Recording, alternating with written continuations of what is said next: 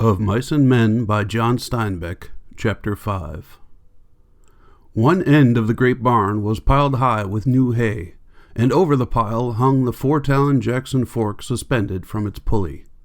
The hay came down like a mountain slope to the other end of the barn, and there was a level place as yet unfilled with the new crop. At the sides the feeding racks were visible, and between the slats the heads of horses could be seen. It was Sunday afternoon. The resting horses nibbled the remaining wisps of hay, and they stamped their feet, and they bit the wood of the mangers, and rattled the halter chains. The afternoon sun sliced in through the cracks of the barn walls, and lay in bright lines on the hay. There was the buzz of flies in the air, the lazy afternoon humming. From outside came the clang of horseshoes on the playing peg, and the shouts of men, playing, encouraging, jeering. But in the barn it was quiet and humming and lazy and warm. Only Lennie was in the barn, and Lennie sat in the hay beside a packing case under a manger in the end of the barn that had not been filled with hay. Lennie sat in the hay and looked at a little dead puppy that lay in front of him. Lennie looked at it for a long time, and then he put out his huge hand and stroked it clear from one end to the other. And Lennie said softly to the puppy, "Why do you got to get killed? You ain't so little as mice. I didn't bounce you hard." He bent the pup's head up and looked in its face, and he said to it, "Now maybe George ain't gonna let me tend no rabbits if he finds out you got killed." He scooped a little hollow and laid the puppy in it and covered it over with hay, out of sight. But he continued to stare at the mound he had made. He said, "This ain't no bad thing like I got to go hide in the brush. Oh no, this ain't. I'll tell George I found it dead." He unburied the puppy and inspected it, and he stroked it from ears to tail. He went on sorrowfully, "But he'll know. George always knows. He'll say, 'You done it. Don't try to put nothing over on me.' And he'll say, 'Now just for that you don't get to tend no rabbits.'" Suddenly his anger arose. "God damn you," he cried. "Why do you got to get killed? You ain't so little as mice." He picked up the pup and hurled it from him. He turned his back on it. He sat bent over his knees, and he whispered, "Now I won't get to tend the rabbits. Now he won't let me." He rocked himself back and forth in his sorrow. From outside came the clang of horseshoes on the iron stake, and then a little chorus of cries. Lennie got up and brought the puppy back and laid it on the hay and sat down. He stroked the pup again. "You wasn't big enough," he said. "They told me you wasn't. I didn't know you'd get killed so easy." He worked his fingers on the pup's limp ear. "Maybe George won't care," he said. "This here goddamn little son of a bitch wasn't nothing to George." Curley's wife came around the end of the last stall. She came very quietly, so that Lennie didn't see her. She wore her bright cotton dress and the mules with the red ostrich feathers. Her face was made up, and the little sausage curls were all in place. She was quite near to him before Lennie looked up and saw her. In a panic, he shoveled hay over the puppy with his fingers. He looked sullenly up at her. She said, "What you got there, sonny boy?" Lennie glared at her. "George says I ain't to have nothing to do with you. Talk to you or nothing." She laughed. "George giving you orders about everything?" Lennie looked down at the hay. "Says I can't tend no rabbits if I talk to you or anything." She said quietly, "He's scared Curley'll get mad. Well, Curley got his arm in a sling, and if Curley gets tough, you can break his other hand. You didn't put nothing over on me about getting it caught in no machine." But Lennie was not to be drawn. "No, sir, I ain't going to talk to you or nothing." She knelt in the hay beside him. "Listen," she said, "all the guys got a horseshoe tenement going on. It's only about 4 o'clock. None of them guys is going to leave that tenement. Why can't I talk to you? I never get to talk to nobody. I get awful lonely." Lennie said, "Well, I ain't supposed to talk to you or nothing." "I get lonely," she said. "You can talk to people, but I can't talk to nobody but Curley, else he gets mad. How do you like not to talk to anybody?" Lennie said, "Well, I ain't supposed to. George is scared I'll get in trouble."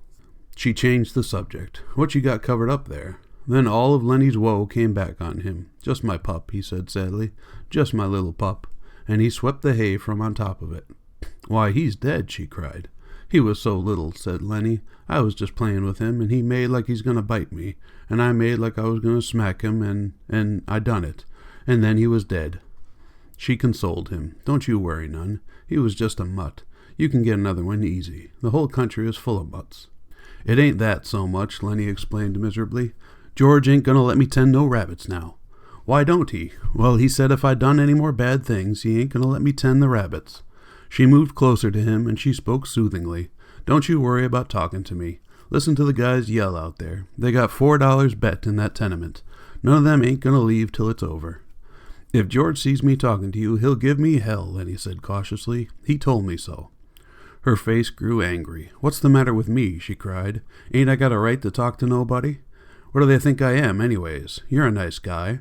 I don't know why I can't talk to you. I ain't doing no harm to you. Well, George says you'll get us in a mess. Aw, nuts, she said. What kind of harm am I doing to you? Seems like they ain't none of them cares how I gotta live. I tell you I ain't used to living like this. I could have made something of myself. She said darkly, maybe I will yet. And then her words tumbled out in a passion of communication, as though she hurried before her listener could be taken away. I lived right in Salinas, she said. Come there when I was a kid. Well, a show come through, and I met one of the actors. He says I could go with that show, but my old lady wouldn't let me. She says because I was only 15. But the guy says I coulda. If I'd went, I wouldn't be living like this, you bet. Lennie stroked the pup back and forth. We're going to have a little place. And rabbits, he explained. She went on with her story quickly before she should be interrupted. Another time I met a guy and he was in pictures. Went out to the Riverside Dance Palace with him. He says he was going to put me in the movies. Says I was a natural. Soon as he got back to Hollywood, he was going to write to me about it. She looked closely at Lennie to see whether she was impressing him. I never got that letter, she said. I always thought my old lady stole it. Well, I wasn't going to stay no place where I couldn't get nowhere or make something of myself, and where they stole your letters. I asked her if she stole it too, and she says no. So I married Curley, met him out to the Riverside Dance Palace that same night. She demanded, you listening? Me? Sure. Well, I ain't told this to nobody before. Maybe I oughtn't to. I don't like Curley. He ain't a nice fella. And because she had confided in him, she moved closer to Lennie and sat beside him. Could have been in the movies and had nice clothes, all them nice clothes like they wear. And I could have sat in them big hotels and had pictures took of me. When they had them previews, I could have went to them and spoke in the radio, and it wouldn't have cost me a cent because I was in the picture, and all them nice clothes like they wear, because this guy says I was a natural. She looked up at Lennie, and she made a small grand gesture with her arm and hand to show that she could act. The fingers trailed after her leading wrist, and her little finger stuck out grandly from the rest.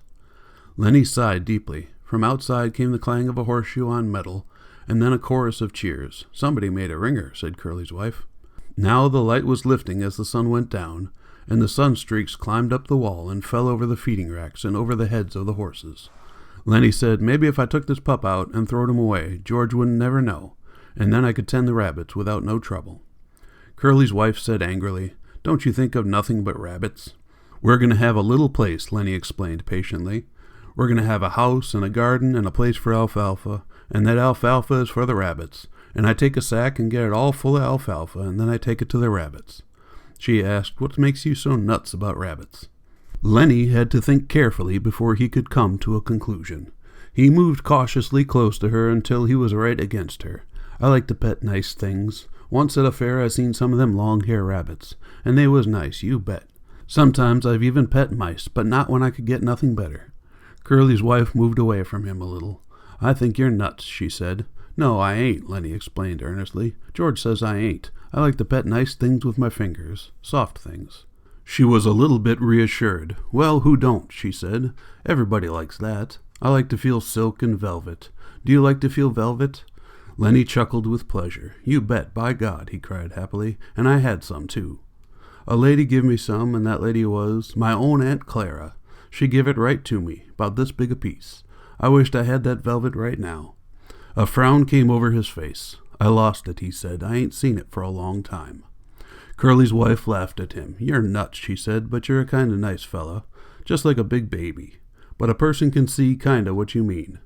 When I'm doing my hair, sometimes I just set and stroke it 'cause it's so soft. To show how she did it, she ran her fingers over the top of her head. Some people got kind of coarse hair, she said complacently. Take Curley. His hair is just like wire. But mine is soft and fine. Of course I brush it a lot. That makes it fine. Here, feel right here. She took Lennie's hand and put it on her head. Feel right around there and see how soft it is. Lennie's big fingers fell to stroking her hair. "Don't you muss it up," she said. Lennie said, "Oh, that's nice." And he stroked harder. "Oh, that's nice. Look out now, you'll muss it." And then she cried angrily, "You stop it now, you'll mess it all up." She jerked her head sideways, and Lennie's fingers closed on her hair and hung on. "Let go," she cried. "You let go." Lennie was in a panic. His face was contorted. She screamed then, and Lennie's other hand closed over her mouth and nose. "Please don't," he begged. "Oh, please don't do that. George will be mad." She struggled violently under his hands. Her feet battered on the hay, and she writhed to be free. And from under Lennie's hand came a muffled screaming. Lennie began to cry with fright. "Oh, please don't do none of that," he begged. "George's going to say I done a bad thing. He ain't going to let me tend no rabbits." He moved his hand a little, and her hoarse cry came out. Then Lennie grew angry. "Now, don't," he said. "I don't want you to yell. You're going to get me in trouble, just like George says you will. Now, don't you do that." And she continued to struggle, and her eyes were wild with terror. He shook her then, and he was angry with her. "Don't you go yelling," he said, and he shook her, and her body flopped like a fish. And then she was still, for Lennie had broken her neck. He looked down at her, and carefully he removed his hand from over her mouth, and she lay still. "I don't want to hurt you," he said, "but George will be mad if you yell." When she didn't answer nor move, he bent closely over her. He lifted her arm and let it drop. For a moment he seemed bewildered, and then he whispered in fright, "I done a bad thing. I done another bad thing." He pawed up the hay until it partly covered her. From outside the barn came a cry of men and the double clang of shoes on metal. For the first time Lennie became conscious of the outside. He crouched down in the hay and listened. "I done a real bad thing," he said. "I shouldn't have did that. George will be mad, and," he said, "and hide in the brush till he come. He's going to be mad. In the brush till he come. That's what he said." Lennie went back and looked at the dead girl. The puppy lay close to her. Lennie picked it up. "I'll throw him away," he said. "It's bad enough like it is." He put the pup under his coat, and he crept to the barn wall and peered out between the cracks toward the horseshoe game. And then he crept around the end of the last manger and disappeared. The sunstreaks were high on the wall by now, and the light was growing soft in the barn. Curley's wife lay on her back, and she was half covered with hay.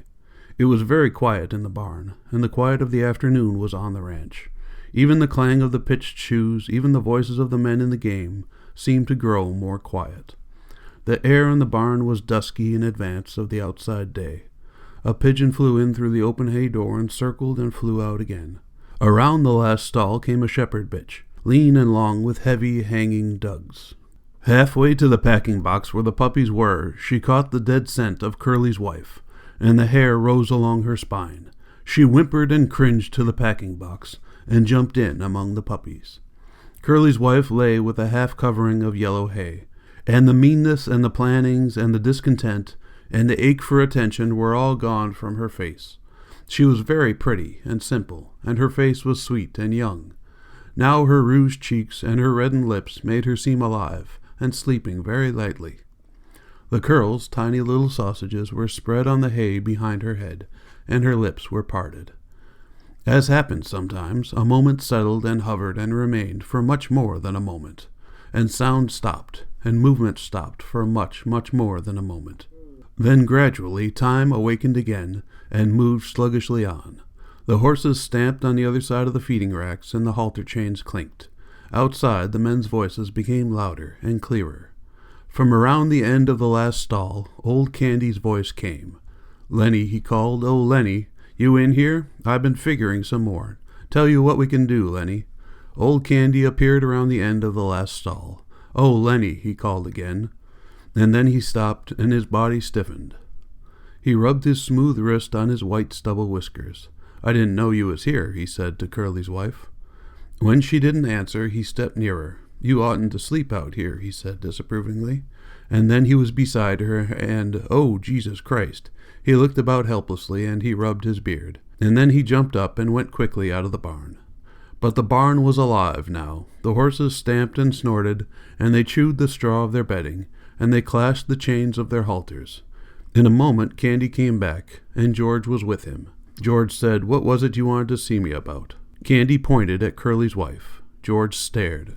"What's the matter with her?" he asked. He stepped closer, and then he echoed Candy's words. "Oh, Jesus Christ!" He was down on his knees beside her.